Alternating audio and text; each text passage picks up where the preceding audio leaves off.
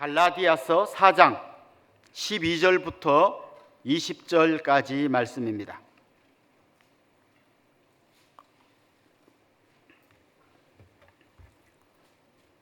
갈라디아서 4장 12절부터 20절까지 말씀, 저와 여러분이 한 절씩 교독하도록 하겠습니다.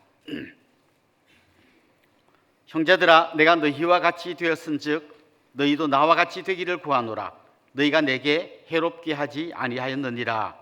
내가 처음에 육체 약함으로 말미암아 너희에게 복음을 전한 것을 너희가 아는 바라. 너희를 시험하는 것이 내 육체에 있으되 이것을 너희가 업신여기지도 아니하며 버리지도 아니하고 오직 나를 하나님의 천사와 같이 또는 그리스도 예수와 같이 영접하였도다. 지금 어디 있느냐? 내가 너희에게 증언하노니 너희가 할 수만 있었더라면 너희의 눈이라도 빼어 나에게 주어서. 그런즉 내가 너희에게 참된 말을 함으로 원수가 되었느냐? 아니요, 오직 너희를 이간시켜 너희로 그들에게 대하여 열심을 내게 하리 하며 좋은 일에 대하여 열심으로 사모함을 받으면 내가 너희를 대하였을 때뿐 아니라 언제든지 좋으니라. 나의 자녀들아, 너희 속에 그리스도의 형상을 이루기까지 다시 너희를 위하여 같이 읽읍시다. 내가 이제라도 너희와 함께 있어 내 언성을 높이려 함은 너희에 대하여 의욕이 있음이라. 아멘. 한 몇 년 전에 교육감 선거가 있었는데요, 서울 지역에 출마한 한 후보가 압도적인 선두를 유지하고 있었습니다. 그런데 그 집 딸이 인터넷에 글을 한 줄 올렸습니다. 자기 자녀도 돌보지 못하는 아버지가, 자기 자녀 교육에 관심도 없는 아버지가 어떻게 다른 자녀들 교육을 책임질 수 있겠습니까? 딸이 자기 아버지를 디스하는 글을 한 줄 올렸는데 그때부터 이 후보 추락해서 결국은 사퇴하고 말았습니다. 무엇을 말하는가 하고 그 사람이 말한 대로 사는가는 굉장히 다른 이야기입니다. 전혀 다른 이야기입니다. 이 간극이 커지면 그 사람의 말은 결국 힘을 잃어버립니다.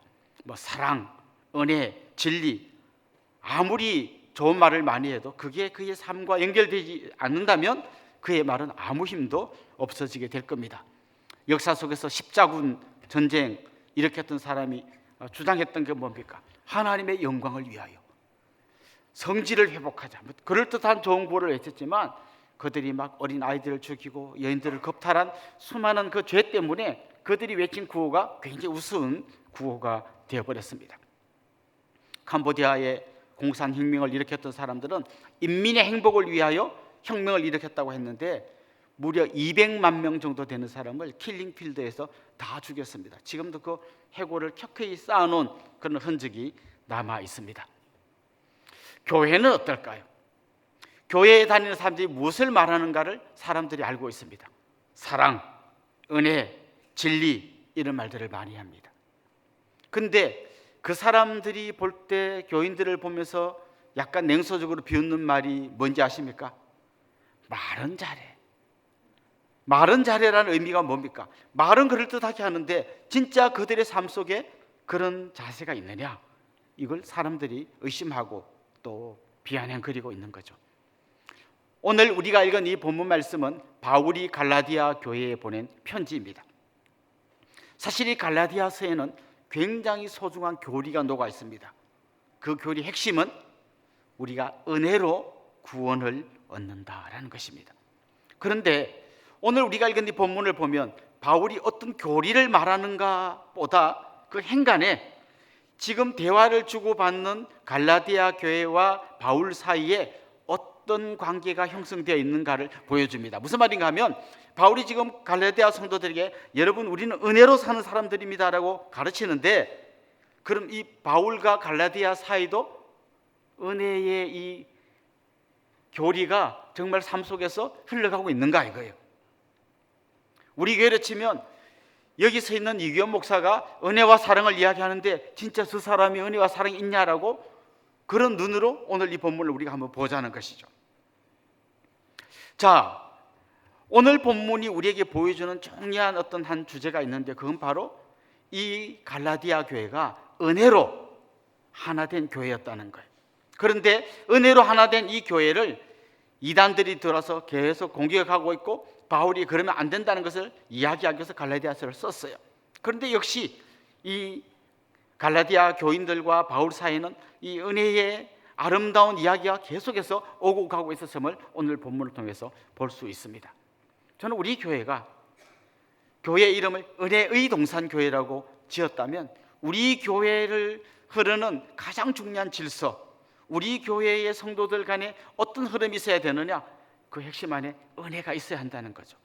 한마디로 은혜로 하나 되는 교회가 되어야 한다는 겁니다. 우리가 함께 가려면 정말 나하고 다른 수많은 사람들과 여기 우리 이번 특세의 이 그림처럼 어깨를 나란히 하고 가야 되는데, 실제로 여러분 여기 있는 분들 어깨 동무하면 키가 큰 사람, 작은 사람 굉장히 힘들 거 아닙니까? 이 사람들이 같이 어깨를 나란히 하려면 정말 은혜가 흘러가지 않으면 사실 불가능한 거예요. 오늘 본문에서 갈라디아 성도들과 바울 사이에 어떤 은혜의 교류가 있었는지를 우리가 같이 한번 보면 좋겠는데요. 오늘 본문에 보면 바울이 이렇게 이야기합니다. 12절 한번 보십시오. 같이 읽어봅시다. 형제들아, 내가 너희와 같이 되었은즉 너희도 나와 같이 되기를 구하노라. 여기에 보면 형제들아, 내가 너희와 같이 되었은즉 너희도 나와 같이 되기를 구하노라, 이런 표현이 나옵니다.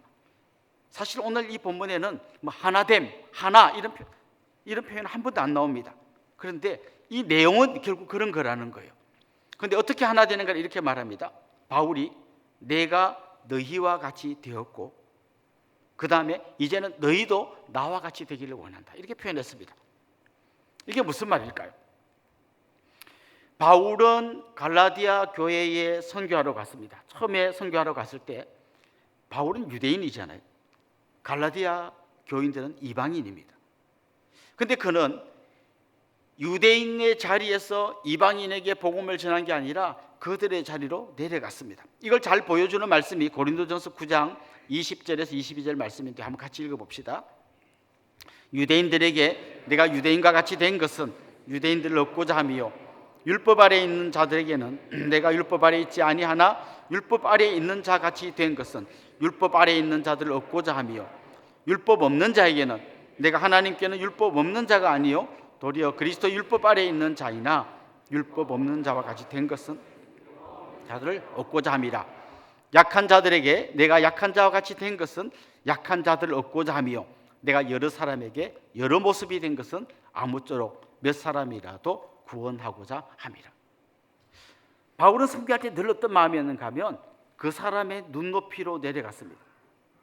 자기는 유대인이지만 이방인에게 복음을 전할 때는 마치 자기가 이방인인 것처럼, 또 유대인에게 복음을 전할 때는 자기는 율법주의자가 아니지만 또 그들의 눈높이에 맞춰 주었습니다. 그리고 약한 사람에게는 약한 자의 자리로 내려가서 그들과 눈높이를 맞춰서 복음을 전했다 한 겁니다. 그러니까 내가 너희들에게로 내려가서 그렇게 복음을 전했다고 하는 것이죠. 자, 여러분 한번 생각해 보십시오. 이걸 제일 잘 보여준 분이 사실은 바울 이전에 예수님이었습니다.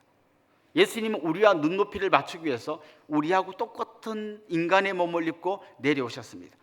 거룩하신 하나님의 자리에서 이렇게 내려보면서 우리에게 말씀하신 게 아니라 아예 내려오셔서 우리와 같이 사시고 같이 음식을 드시고 같이 잠을 주무시고 인간의 언어로 소통하시고 그렇게 우리와 눈높이를 맞추어 주셨습니다. 어른과 어린아이가 대화한다고 생각해 보십시오. 키 큰 어른이 내려보고 아이하고 이야기할 수 있습니다. 그러나 진짜 눈높이를 맞출 줄 아는 어른은 자기 무릎을 굽히고 아이의 눈높이를 맞춰서 대화를 나누는 것이죠. 선교지에 가면 종종 이제 학생들하고 갔을 때 그런 규칙을 세운 적이 있습니다. 예를 들면 인도에 갔다. 인도 사람이 하는 거하고 똑같이 해라. 여러분 이게 간단한 것 같지만 굉장히 어렵습니다. 일단 그분들은 숟가락으로 밥을 먹지 않습니다. 손으로 밥을 먹습니다.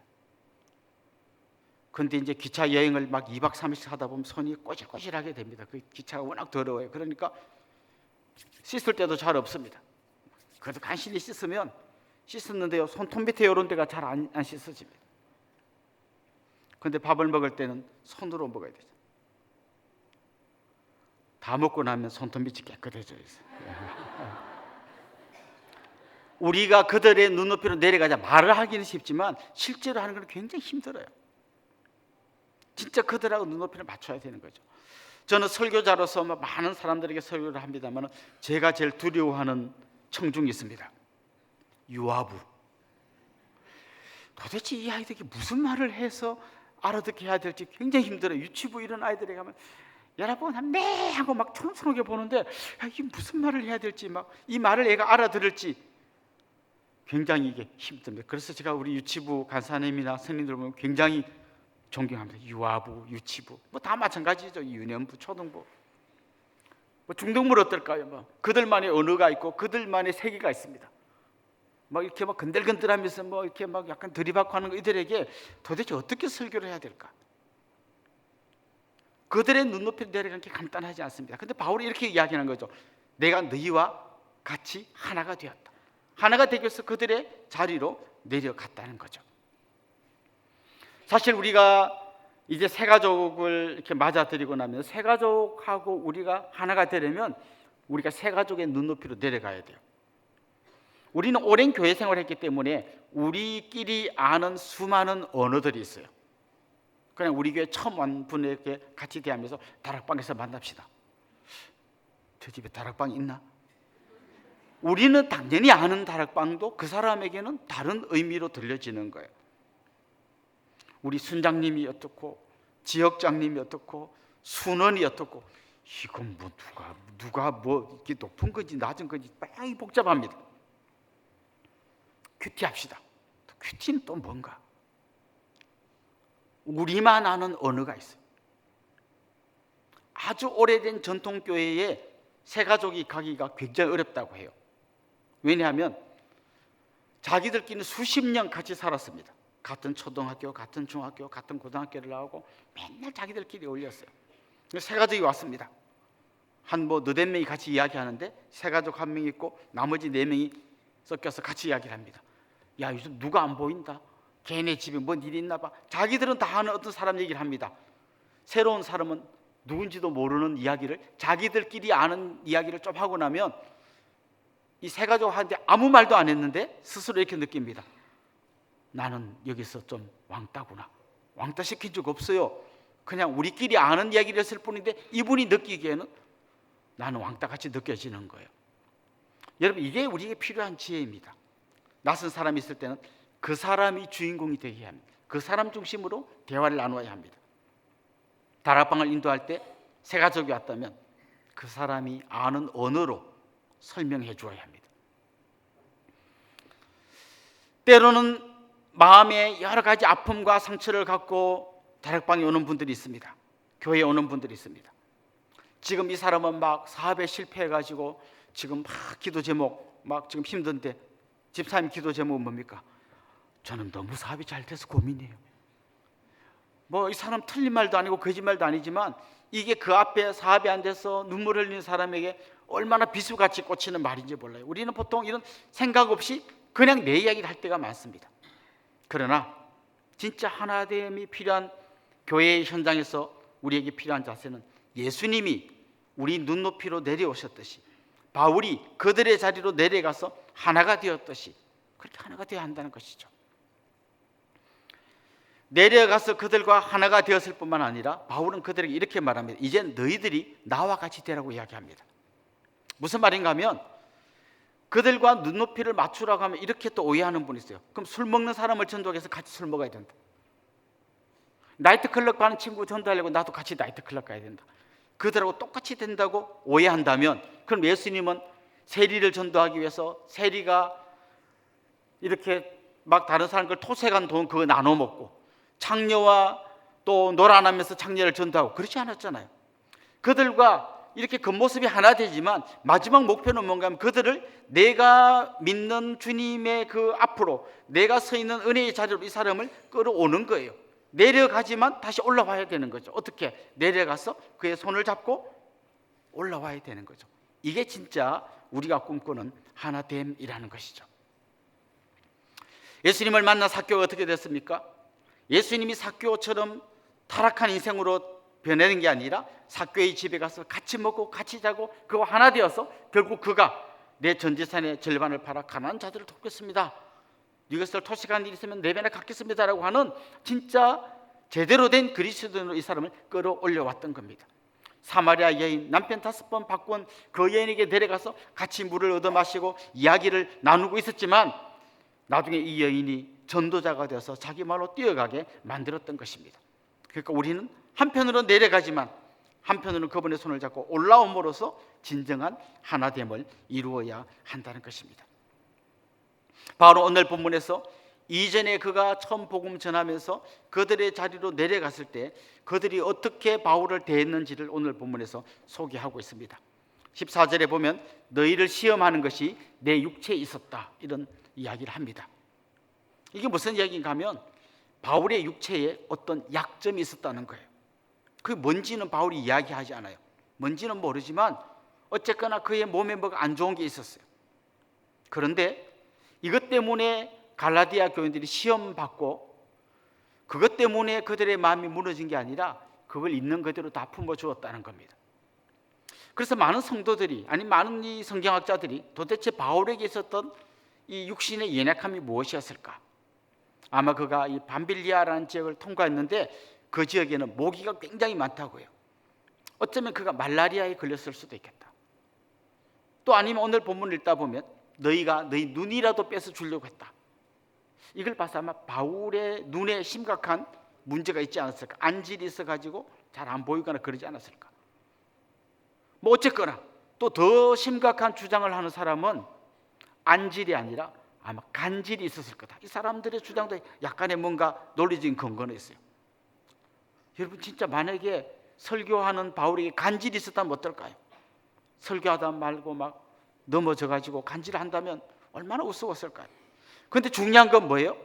그럼에도 불구하고 성도들이 바울을 있는 그대로 품었다는 거죠.